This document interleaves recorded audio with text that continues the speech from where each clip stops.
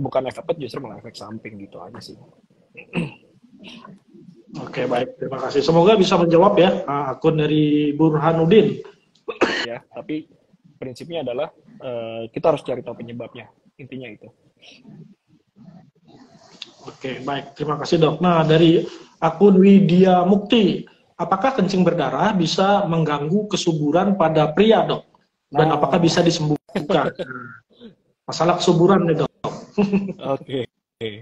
Jadi sebenarnya gini, kan tadi saya bilang kencing berdarah bisa berbagai macam penyebabnya ya.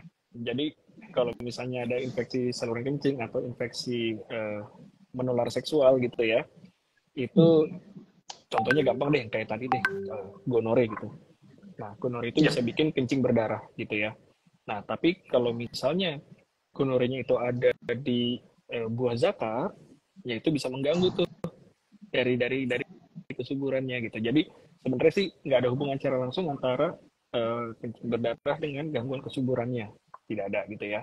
Tapi penyebabnya bisa menyebabkan gangguan pada keduanya. Paham nggak maksud saya? Jadi kayak tadi gonorrhea, dia bisa menyebabkan kencing berdarah, tapi bisa juga menyebabkan jadi ada gangguan dari kesuburan gitu. Oke, ya terima kasih dok. Nah ini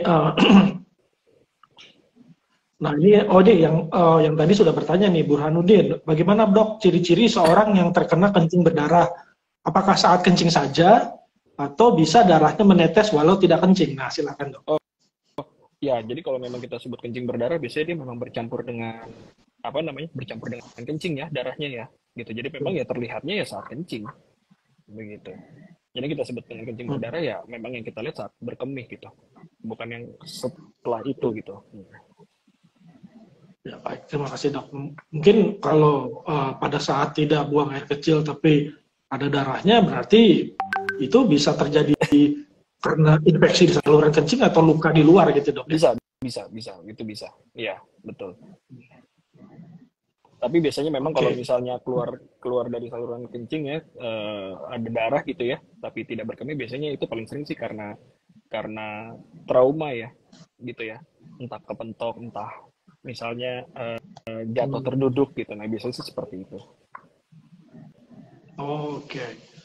Ya, saya reminder lagi ya, hari ini, siang ini, kita sedang health talk ya, bincang-bincang sehat dengan Dr. Fahri Rahman, SPUK, FPC, dari Rumah Sakit St. Carolus, Jakarta. Nah, nanti teman-teman jangan lewatkan ya di akhir IG Live ini, nanti kita akan pilih 2 akun yang beruntung untuk mendapatkan souvenir dari Rumah Sakit St. Carolus, Jakarta. Nah, kalau ada yang mau tanya-tanya lagi, silakan ya langsung tulis di kolom komen.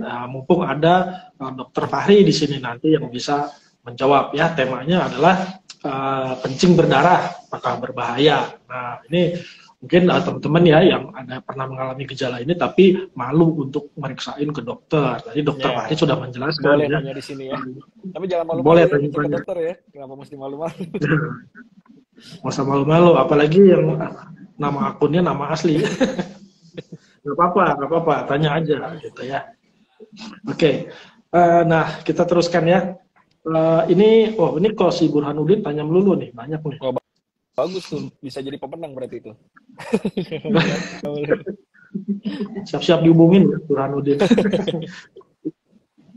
Oke, nah ini dok, ini karena Burhanuddin ini nanya mulu, saya akan bacakan nih sekali lagi dari Burhanuddin. Saluran kandung kemih yang selalu minum minuman keras dan soda itu bisa jadi kencing berdarah nggak sih dok? Nah, silakan dok. Enggak sih, enggak selalu ya kalau minuman soda gitu. Tapi prinsipnya gini, kalau minuman soda itu kita harus hati-hati ya kalau terlalu sering ya, dan kita jarang minum air putih ya. Mungkin agak kurang bagus juga efeknya untuk ginjal gitu. Jadi efeknya lebih malah kerusakan ginjalnya sih. Tapi belum tentu akan menyebabkan kencing berdarah gitu.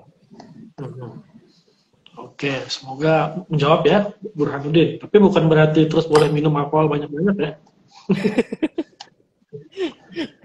Saya nggak menyarankan ya kalau ya minum air putih tetap ya supaya tadi kan untuk menjaga kesehatan dari urinnya. Oke, ini ada pertanyaan dari Kismain Star. Dok, Dok, apakah kencing berdarah selalu identik dengan penyakit batu, dok? Dan apakah kencing berdarah selalu, aku nanyanya 2 kali nih. Intinya gini, dok. Dok, apakah kencing berdarah selalu identik dengan penyakit batu, dok? Ini mungkin dengan batu ginjal gitu ya, dok ya? Ya, tadi yang saya bilang, sekali lagi, kencing berdarah penyebabnya banyak gitu. Tapi batu saluran kemih bisa menyebabkan kencing berdarah. Saya katakan bisa menyebabkan kencing berdarah karena tidak selalu keluhan yang dialami pasien itu kencing berdarah kalau batu saluran kemih gitu. Jadi bisa macam-macam. Kadang-kadang bisa juga kalau batu saluran kemih itu bisa juga kita sebutnya kolik, jadi nyeri hebat gitu ya. Atau satu lagi malah kalau misalnya kadang-kadang ada juga pasien yang saya ketemu tuh pasiennya nggak sadar tuh. Jadi dia selama ini hidupnya nggak pernah ngerasa apa-apa, tiba-tiba mual, muntah, dan lain-lain. Saat diperiksa ternyata fungsi ginjalnya sangat jelek gitu. Ternyata di ginjalnya ada batu yang membentuk seperti ginjal gitu di kiri dan kanan gitu. Jadi sekali lagi batu ginjal bisa menyebabkan kencing berdarah, tapi tidak selalu keluhan yang dialami pasien pada pasien batu ginjal adalah kencing berdarah. Satu itu. Dan yang kedua, kencing berdarah sekali lagi penyebabnya bisa macam-macam. Tidak hanya selalu batu ginjal atau batu saluran kemih. Oke, baik. Terima kasih, dok. Tadi semoga menjawab ya. Nah, ini pertanyaan berikutnya, dok. Ini agak-agak sensitif nih, ngeri-ngeri sedap nih. Dari akun Arina Arsakara. Dok, bagaimana wanita yang menggunakan sex toys? Apakah bisa menyebabkan kencing berdarah? Nah, silakan, dok. Mungkin terluka, dok. Ya, jadi rasanya tergantung nih sex toys-nya dipakai di mana nih gitu ya. Kalau misalnya di liang vagina, di liang kemaluannya sih harusnya kalau tidak bermain kasar ya, tanda petik ya, apa ya saya bilang enaknya. Intinya kalau tidak aneh-aneh sih harusnya jangan menyebabkan kencing berdarah sih harusnya sex toys itu. Gitu. Karena itu di 2 saluran yang berbeda ya. Kecuali kalau saya nggak tahu tuh ditusuknya sekasar apa gitu ya. Nah itu mungkin bisa aja gitu. Tapi seharusnya kalau secara normal sih enggak. Secara normal sih enggak. Oke, baik. Terima kasih, dok. Saya menjawab tadi. Pertanyaannya. Iya, memang pertanyaannya ini unik-unik. Tentang cuacanya hujan mulu. Nah, ini ada yang bertanya lagi, dok, dari Aulia Tania 22. Jika kita sedang promil nih, dok, tapi mengalami kencing berdarah, apakah kemungkinan promilnya gagal, dok? Enggak kok. Ya? Enggak selalu. Tergantung nanti penyebabnya apa kencing berdarahnya. Tapi enggak kok, harusnya tidak. Ini kan dua saluran yang berbeda ya. 2 saluran yang berbeda ya. Gitu.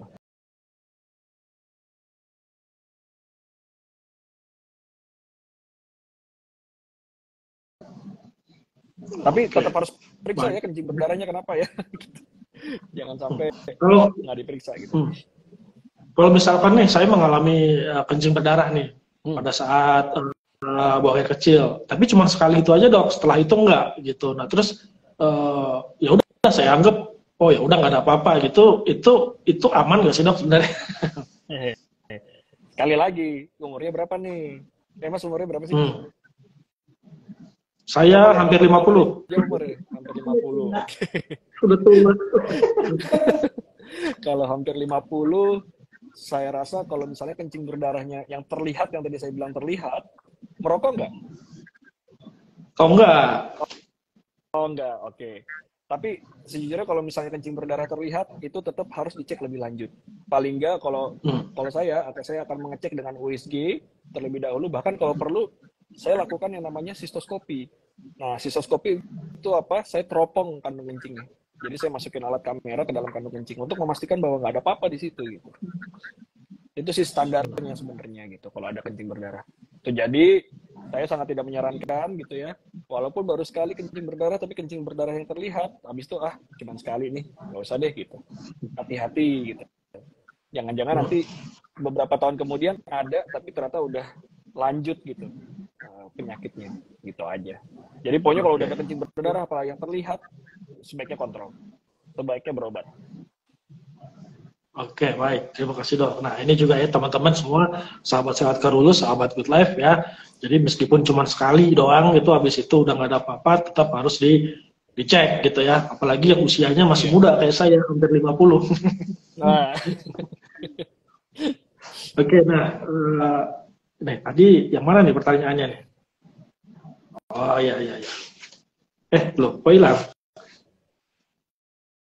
Oke, ini ada lagi pertanyaan dari, nah, tadi kan dokter sempat menjelaskan ya, apa namanya, diceknya itu pakai kamera gitu dilihat. Nah, sebenarnya kalau secara general gitu, kita mengalami kencing berdarah terus ngecek ke dokter, itu pemeriksaan pertama yang secara general itu kayak apa sih dok? Ngeceknya? Jadi misalnya contohnya, datang ke saya gitu ya, ada kencing berdarah gitu ya, kira-kira saya akan ngapain aja sih gitu di dalam saat kita pertemuan gitu ya, di dalam ruang pertemuan gitu ya. Yang pertama sih saya pasti akan tanya-tanya dulu gitu. Pertanyaan, karena saya butuh tahu kira-kira apa ya yang menyebabkan Mas ini kena kencing berdarah gitu. Jadi saya tahu ini kencing berdarah yang pertama kali atau tidak gitu. Pasti saya akan tanya itu. Kemudian apakah ada gejala-gejala misalnya nyeri pinggang, keluar batu, atau kalau kencing berdarahnya ada nyeri atau tidak, itu pasti akan saya tanya. Jadi banyak pasti pertanyaan yang akan saya tanyakan gitu. Nah justru dari situ pertanyaan-pertanyaan itu sangat penting. Kenapa? Karena saya ingin membayangkan kira-kira arah penyebabnya kemana sih nih kencing berdarah yang dialami nih gitu ya. Nah yang kedua, kalau misalnya saya sudah nanya-nanya, biasanya saya akan melakukan pemeriksaan fisik. Karena tentu saya mau ngeliat nih, kira-kira di ginjalnya ada kelainan nggak ya? Hanya berdasarkan pemeriksaan luar nih. Kemudian habis itu, kira-kira dari kandung kencingnya saya periksa dari luar ada sesuatu nggak ya? Atau di kelaminnya itu ada sesuatu nggak ya? Itu saya akan lihat terlebih dahulu gitu ya. Nah, jadi kalau misalnya saya udah tahu semuanya, saya udah nanya, saya udah periksa, tinggal saya lihat nih, kira-kira masih ada pertanyaan yang belum terjawab nggak ya gitu. Kalau misalnya ada pertanyaan belum terjawab, biasanya saya akan melakukan pemeriksaan tambahan. Biasanya paling tidak saya akan cek tadi urinalisis atau analisis kencing itu yang tadi saya sebut gitu. Saya akan cek itu. Dan biasanya saya akan lakukan USG untuk tahu kira-kira ada sesuatu nggak di situ. Nah, kalau misalnya ada sesuatu, saya lihat ini, maka saya terutama misalnya di kandung kencingnya ternyata kayak wah ini saya kok curiga tumor gitu. Nah itu biasanya saya akan masuk yang tadi saya bilang pakai kamera.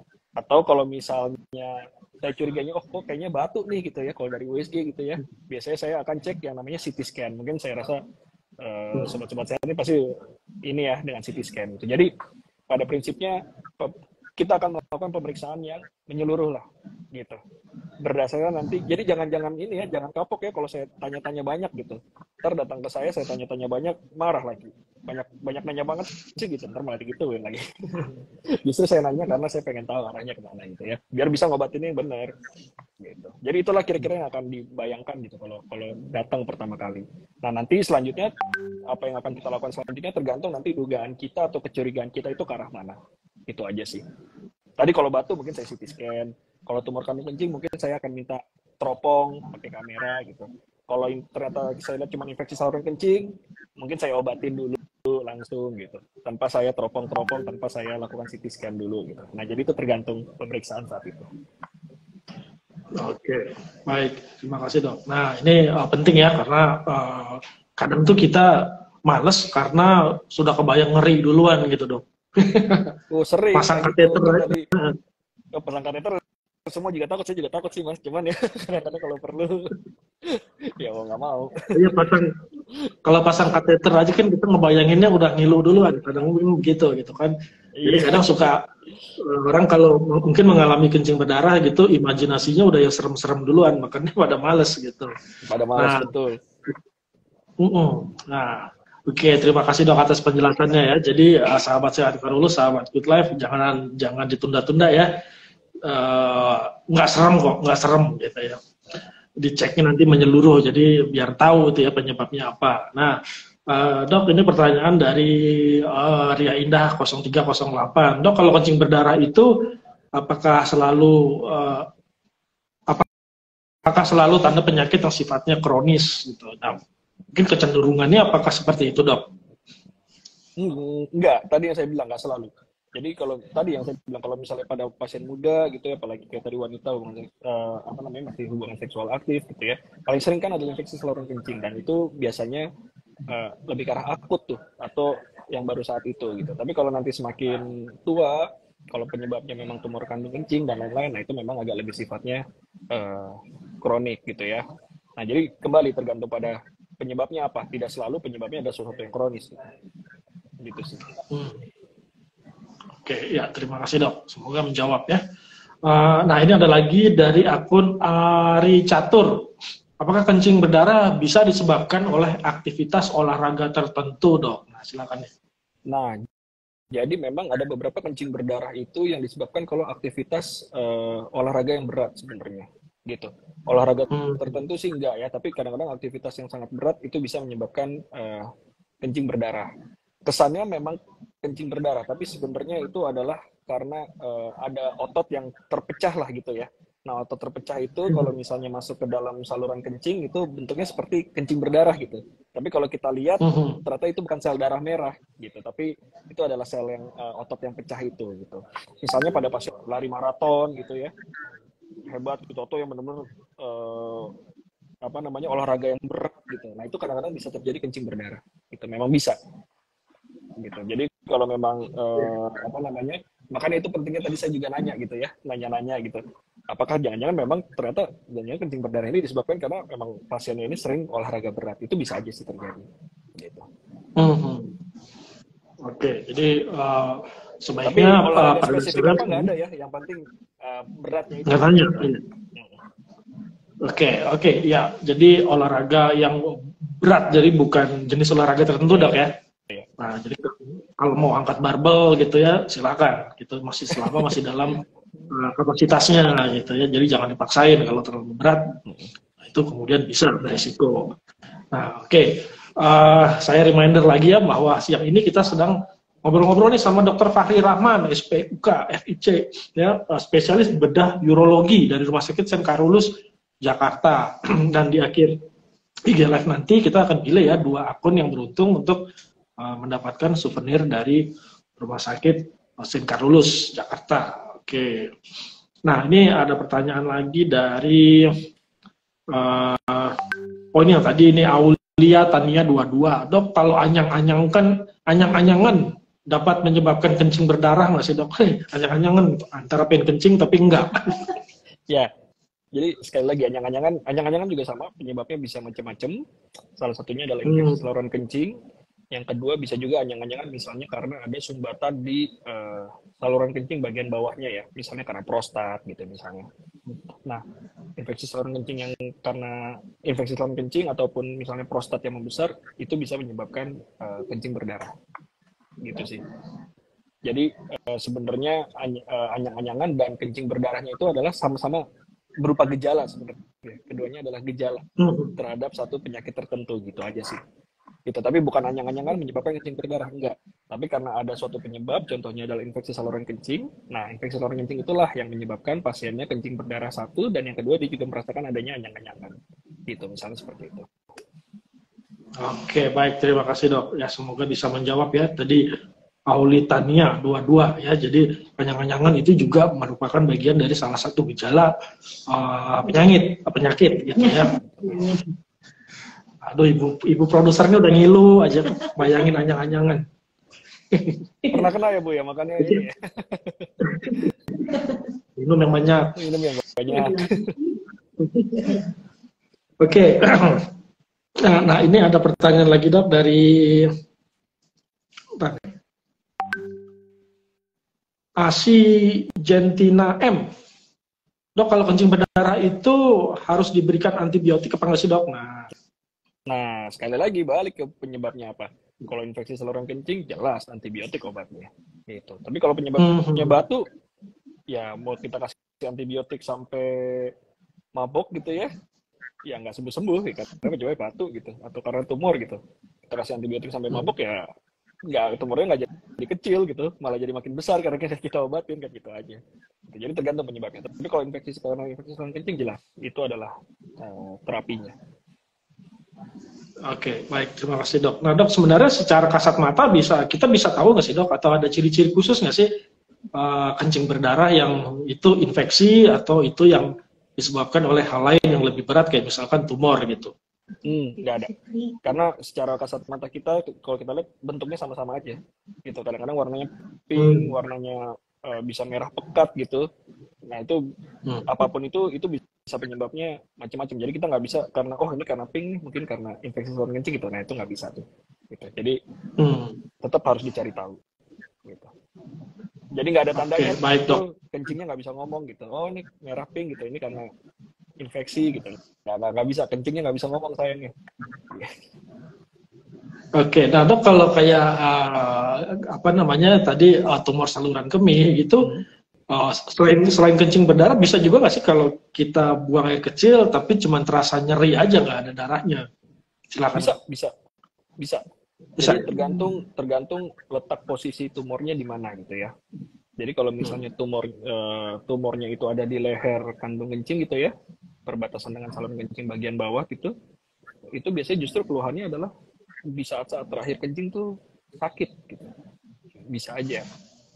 Tapi seringnya sih biasanya dikombinasikan dengan kencing berdarah juga biasanya gitu. Tapi kadang-kadang ada juga tuh tumor kandung kencing yang gejalanya misalnya sakit di akhir kencing, terutama tumor-tumor yang memang letaknya ada di leher kandung kencing. Bisa juga keluhannya jadi sering-sering kencing, itu juga bisa. Gitu. Jadi tapi sering-sering kencing itu kadang-kadang bisa tumor, bisa infeksi. Nah itu sekali lagi makanya kadang-kadang kita butuh USG yang tadi atau butuh pemeriksaan yang lain gitu untuk memastikan.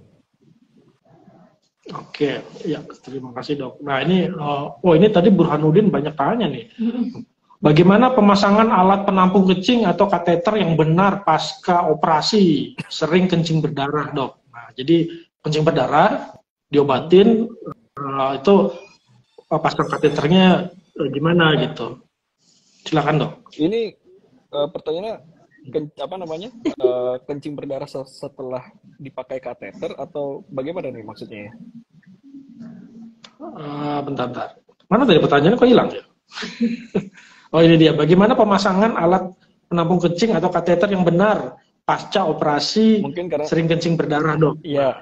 Jadi memang kalau kita pasang kateter, memang salah satu resikonya bisa jadi kencing berdarah ya, karena bagaimanapun juga kita masukin alat ke dalam saluran kencing, itu kan bisa melukai ya sekitar saluran kencingnya gitu. Kadang-kadang itu sesuatu yang kami sebagai dokter tidak bisa hindari gitu ya. Sebenarnya kami sih sudah coba untuk sesuai dengan prosedur dalam artian untuk mencegah hal tersebut terjadi, biasanya kita masukkan kateter jelly gitu ya, atau pelicin gitu, sehingga ketika kita masukin alat tuh mulus gitu. Tapi walaupun kita sudah pakai itu pun sekalipun, kadang-kadang tetap bisa, walaupun sudah caranya benar, kadang-kadang ada saja pasien yang tetap berdarah gitu, karena bagaimanapun itu adalah alat yang melukai. Jadi kadang-kadang itu sesuatu yang tidak bisa kita hindari gitu. Nah tapi cara kami untuk mencegahnya adalah ya tadi itu, kita pakai pelicin, masukinnya pelan-pelan gitu, secara benar gitu. Itu sih yang kita biasanya lakukan gitu. Tapi tetap kadang-kadang walaupun kita sudah seperti itu, ada saja yang tetap kadang-kadang berdarah. Oke.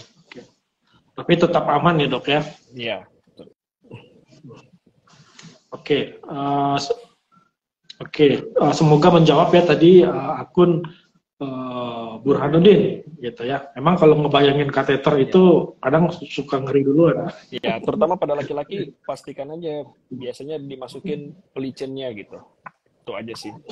Terutama pada laki-laki. Kalau perempuan saluran kencingnya cenderung pendek ya. Jadi agak lebih gampang gitu dan biasanya lebih jarang untuk berdarah walaupun tetap bisa gitu. Oke, baik. Terima kasih dok. Saya sendiri pakai kateter cuma sekali seumur umur. Wah, pernah ya? Pernah, tapi saya habis operasi, jadi saya masih nggak sadar. Tapi kan tetap aja lumayan ya, kan? Ya, pakai lepasnya aja kan.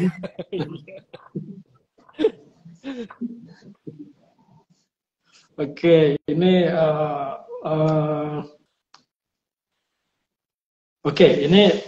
Burhanuddin ini aktif sekali ya. Oke. Ini Burhanuddin tanya lagi nih dok, bagaimana dok perbedaan antara gejala kencing berdarah, hernia, dan ambeien? Silakan dok. Oke, jadi itu adalah beberapa hal yang berbeda sebenarnya ya. Jadi kalau kita kencing berdarah tadi saya udah jelaskan bahwa itu kencing yang bercampur darah gitu ya. Tadi bisa mikroskopik, bisa makroskopik, bisa terlihat, bisa tidak terlihat gitu ya. Nah kalau misalnya kita sebut hernia itu sebenarnya jenis-jenisnya macam-macam. Tapi prinsipnya adalah dia ada suatu kelemahan di dalam dinding tubuh gitu ya. Sehingga organ lain tuh bisa organ lain biasanya usus gitu ya bisa keluar gitu, bisa nembus gitu. Jadi contohnya kalau misalnya kita ada benjolan di biji kemaluannya gitu ya, itu bisa sih biji kemaluannya yang jadi besar, tapi bisa aja kadang-kadang karena kita ada kelemahan tuh di dinding perut kita, ususnya itu tuh nerobos masuk ke dalam kantong kemaluan kita gitu. Nah itu yang kita sebut sebagai hernia. Tapi hernia itu bisa macam-macam, bisa di mana saja, bisa di udel, bisa gitu hernia. Atau misalnya habis operasi besar gitu ya, terus tiba-tiba ada yang nonjol di luka operasinya, nah itu kita sebutnya juga hernia gitu ya. Nah kalau ambeien itu adalah ada pelebaran seperti pembuluh darah, kita sebutnya pembuluh darah balik atau pembuluh darah vena gitu ya, tapi itu di daerah anus gitu. Jadi jelas berbeda kalau misalnya yang satu kan berdarahnya itu bercampur dengan kencing gitu. Tapi kalau ambeien itu keluarnya dari saluran cerna atau dari anus keluarnya gitu. Paling sering dia misalnya habis BAB gitu misalnya ya, habis BAB. Nah, habis itu ada darah yang netes dari anusnya gitu. Nah, itu yang biasanya ambeien gitu. Jadi beda tempat. Oke, semoga menjawab ya tadi akun Burhanuddin yang hari ini antusias sekali ya. Oke, nah satu pertanyaan terakhir nih Dok nih. Dari Ria Indah 0308 0308. Dok, saya punya teman setelah operasi angkat batu ginjal pipis ternyata keluar darah di pipisnya. Nah, apakah itu efek setelah operasi atau memang ada gejala kencing berdarah, Dok? Silakan, Dok. Terima kasih. Jadi kalau misalnya habis operasi batu saluran kemih, operasi batu saluran kemih itu banyak ya jenisnya ya. Ada yang operasinya di bilik terbuka, ada operasi yang kita cuman kecil pakai alat kayak tembak-tembakan gitu, kita tembak batunya di dalam saluran kencing juga bisa. Nah, memang bagaimanapun juga kan saat kita nembak itu atau saat kita operasi itu kan kita melukai sebagian mungkin dari saluran kencingnya ya gitu ya.